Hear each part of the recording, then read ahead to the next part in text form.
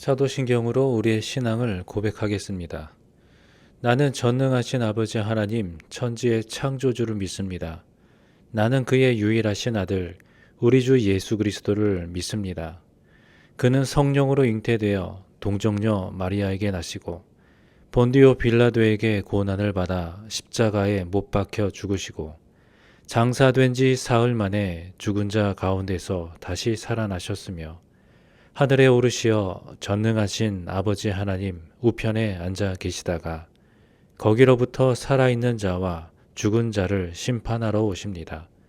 나는 성령을 믿으며 거룩한 공교회와 성도의 교제와 죄를 용서받는 것과 몸의 부활과 영생을 믿습니다.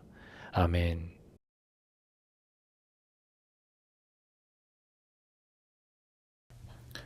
우리가 그동안 살펴본 느헤미야에서는 성벽을 재건하는 일, 그리고 공동체를 정비하는 일, 그리고 율법 낭독하고 또 회개하는 일, 또 언약을 갱신했던 일, 그리고 성벽을 봉헌한 일, 이렇게 뭔가 점진적으로 완성되어 가고 있는 그런 회복의 그런 단계, 과정, 그런 그림들을 우리에게 보여주었습니다. 그래서 12장에서 성벽 봉헌으로 이 느헤미야가 마무리되어 끝나는 것이 참 자연스러운 그런 과정인 것 같은데, 근데 그 이후의 일들이 이제 13장에 추가가 되어집니다. 그 이유가 회복된 공동체도 시간이 지나면 다시 무너질 수 있다는 것을 보여주기 때문입니다. 그러니까 13장은 회복 이후에 그런 그 회복의 유지가 얼마나 중요한지, 그리고 그 은혜의 자리를 지켜내는 것이 얼마나 치열한 일인지를 우리에게 다시 보여주고 있습니다. 사실 느헤미야는 이 시간의 흐름으로 볼 때 구약 역사서의 사실상 마지막의 책이라 할 수 있거든요. 물론 말라기서도 있지만 그 또한 느헤미야와 거의 동시대로 보고 있고, 또 이 문헌의 기록 시점으로 보면 이 느헤미야가 더 마지막에 가깝다라는 말씀입니다. 아무튼 오늘 본문은 성벽이 완성되고 예배가 회복되었다라고 하더라도 공동체는 언제든지 다시 흐트러질 수 있다. 그렇기 때문에 말씀을 기준으로 지속적인 점검과 정돈이 필요하다. 이러한 사실을 오늘 말씀을 통하여 우리가 살펴볼 수가 있습니다. 그래서 오늘 본문의 말씀을 살필 때 우리가 기억해야 할 이 중심 메시지는, 하나님을 중심에 두는 삶은 한 번의 결단이 아니라 계속해서 말씀으로 다시 세워져 가야 한다는 것입니다. 그러면 오늘 본문을 살피면서 오늘 우리에게 주시는 그 은혜의 말씀을 함께 나누도록 하겠습니다. 먼저 1절에서 3절의 말씀을 함께 보도록 합니다. 그날 백성에게 모세의 책을 읽어주었는데 거기에서 그들은 다음과 같이 적혀있는 것을 발견하였다. 암몬 사람과 모압 사람은 영원히 하나님의 총회에 참석하지 못한다. 그들은 먹을 것과 마실 것을 가지고 와서 이스라엘 자손을 맞아들이기는커녕 오히려 발람에게 뇌물을 주어서 우리가 저주를 받도록 빌게 하였다. 그러나 우리 하나님은 그 저주를 바꾸어 복이 되게 하셨다.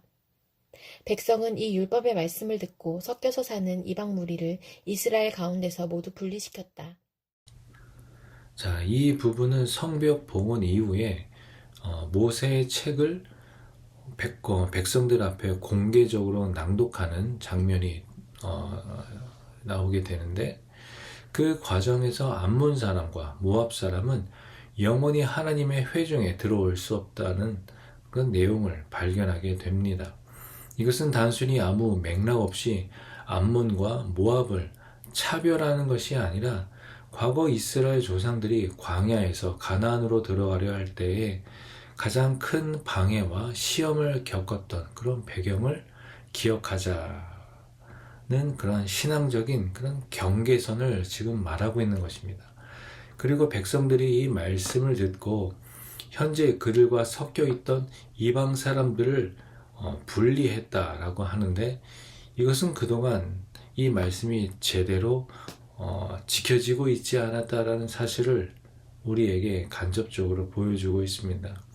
그러니까 이스라엘 공동체가 이 말씀을 일부러 의도적으로 불순종한 것이 아니라 세월이 지나면서 말씀을 지키고자 하는 그러한 신앙의 삶의 그런 경계가 조금씩 흐려지고 또 이방과 타협하였다라는 뜻입니다.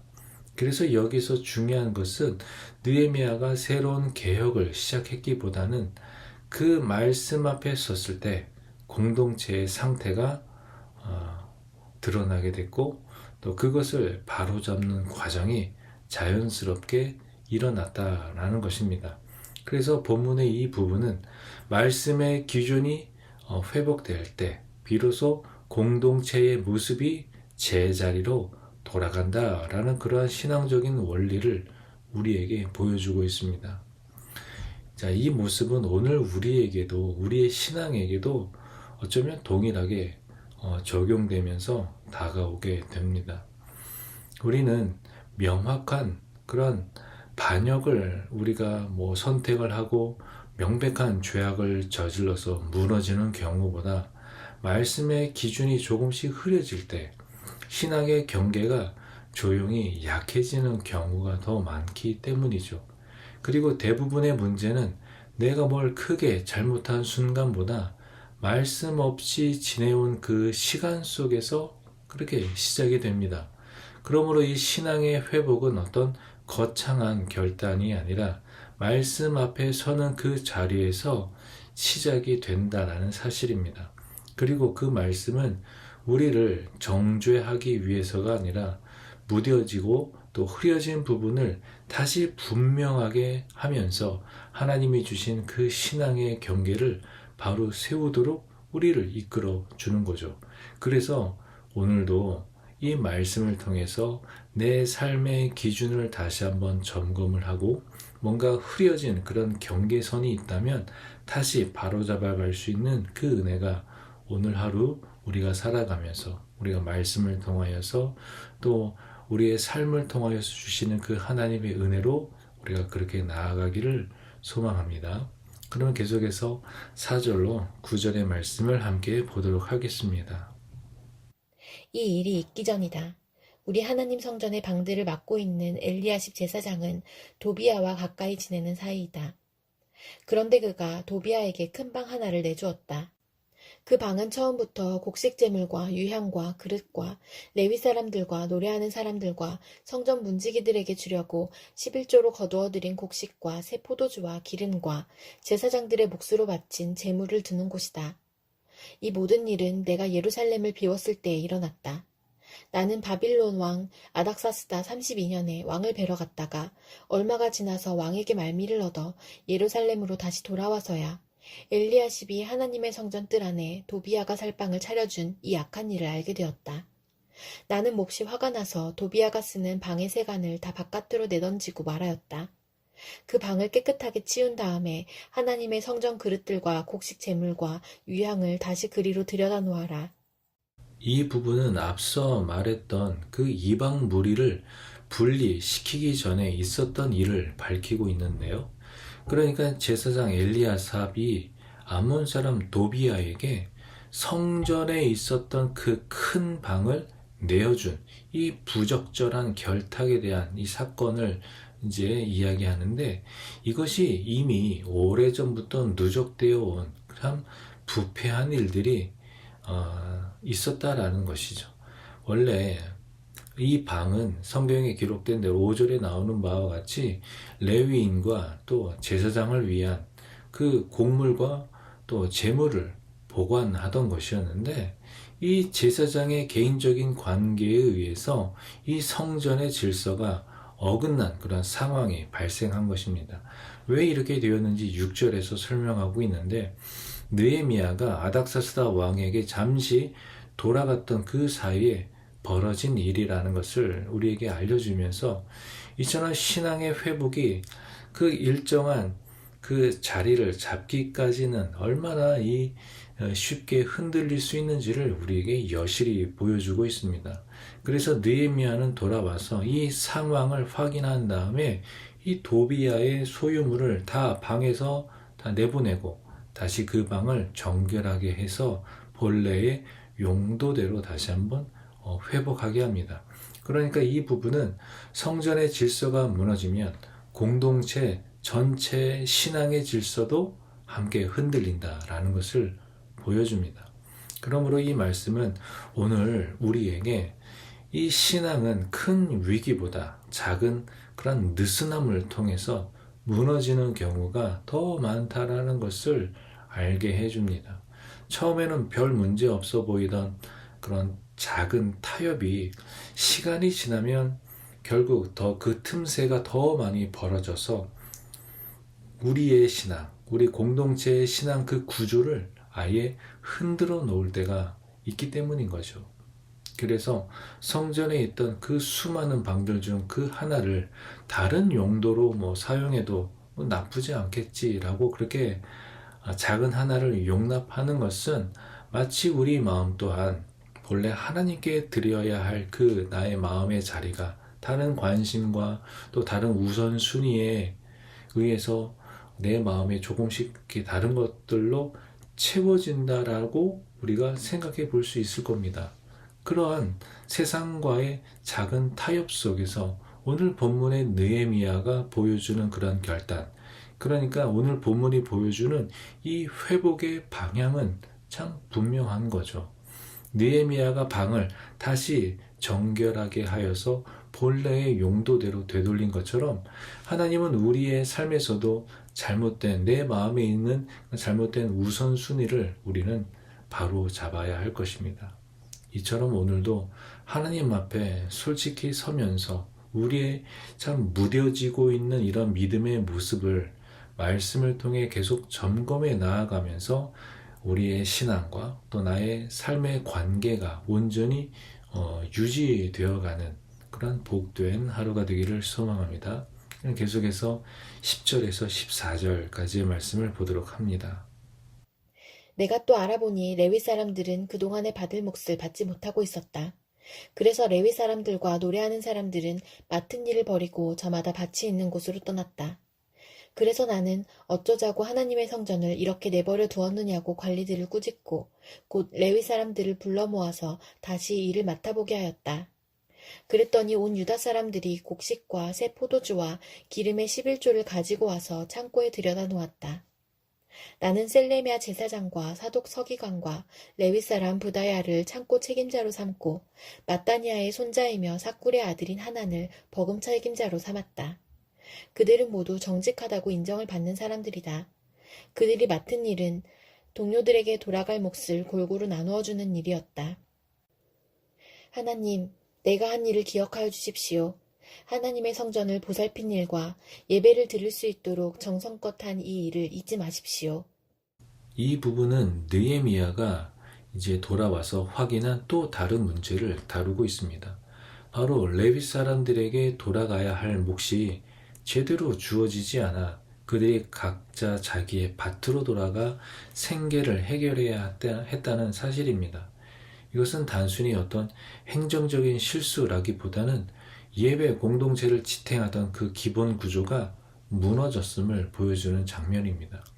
레위인의 생계가 보장되지 않았다는 것은 예배와 율법 교육을 맡은 사람들이 제 역할을 감당할 수 없는 상황이 벌어졌다라는 의미인 거죠.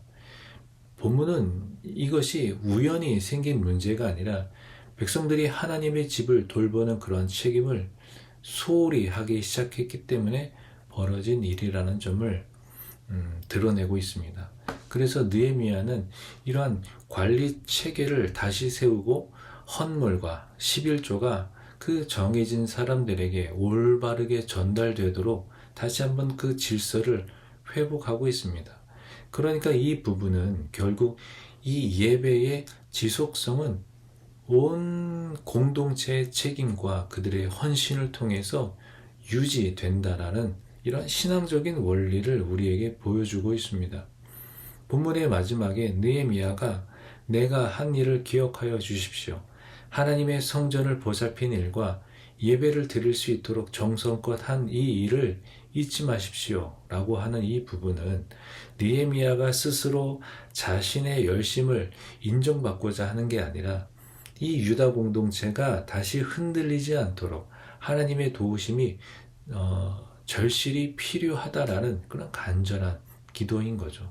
그래서 이 말씀은 오늘 우리의 신앙의 삶에 있어서 해야 할 섬김과 그 책임이 뭔가 조금씩 미뤄지고 우리 모두가 우리의 마음은 하나님을 향한다라고 말하지만 각자 그런 실제의 삶이 다른 우선순위로 채워질 때 개인의 신앙뿐만이 아니라 신앙 공동체가 다 흔들리게 된다라는 그런 경고적인 말씀입니다.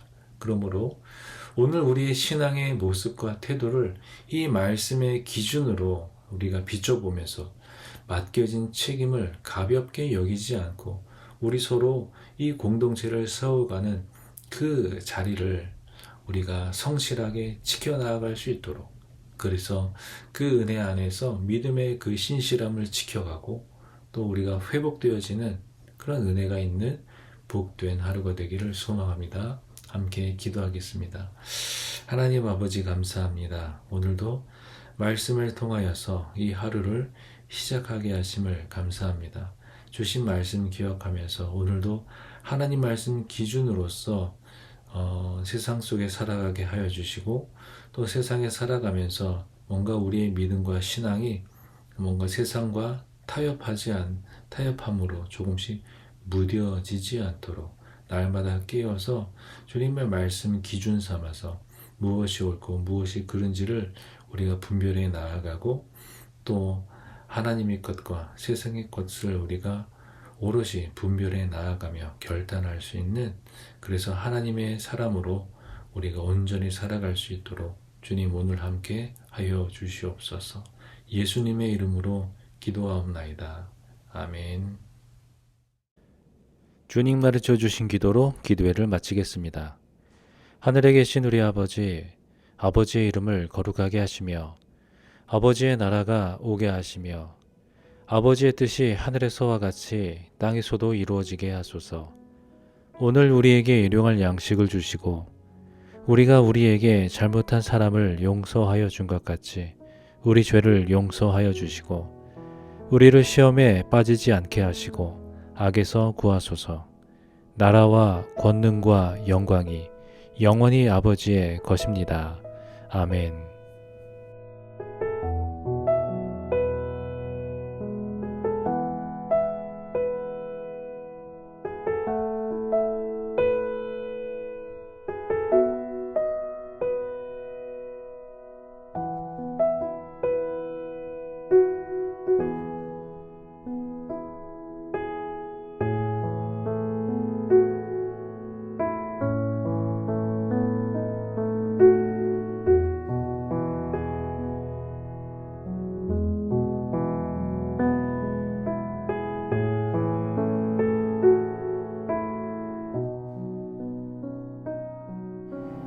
우리 고백으로 주 앞에 올려드립시다.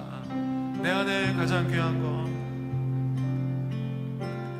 내 안에 가장 귀한 것, 예수를 알리라.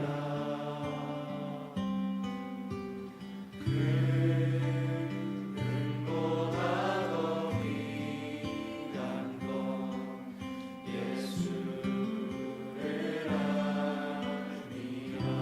세상 지식보다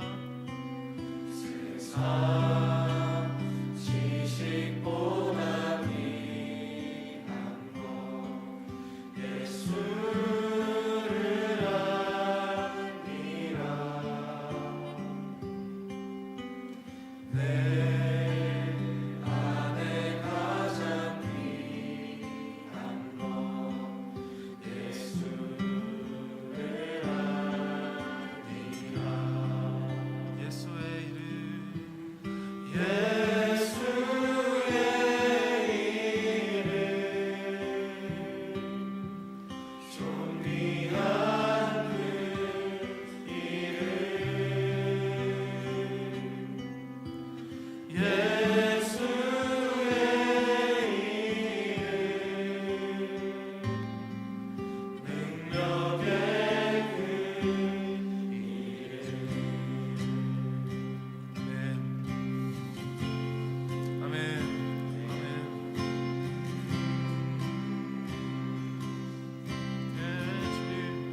내 안에 가장 귀한 것, 내 안에 가장 귀한 것, 예수를 알미라.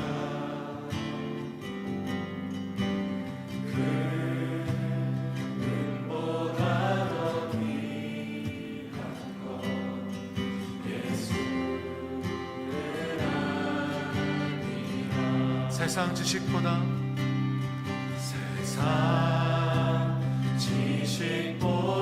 귀한 것, 예수를 알미라. 내 안에 가장 귀한 것, 예수를 알미라. 우리 예수님의 이름을 높여드립시다. 예수의 이름, 예수의 이름, 존귀한 그 이름, 예수의 이름,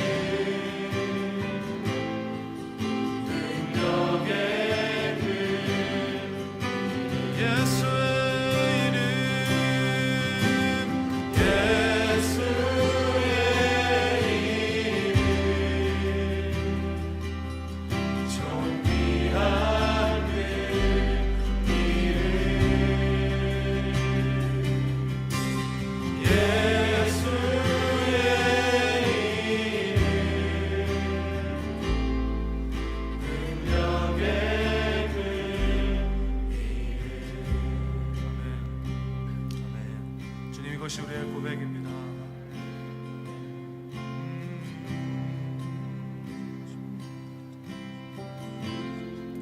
나 무엇과도 주님을 바꾸지 않으리. 다른 어떤 은혜 구하지 않으리. 오직 주님만이 내 삶의 도움이시니 주의 얼굴 보기 원합니다. 지금 나 무엇과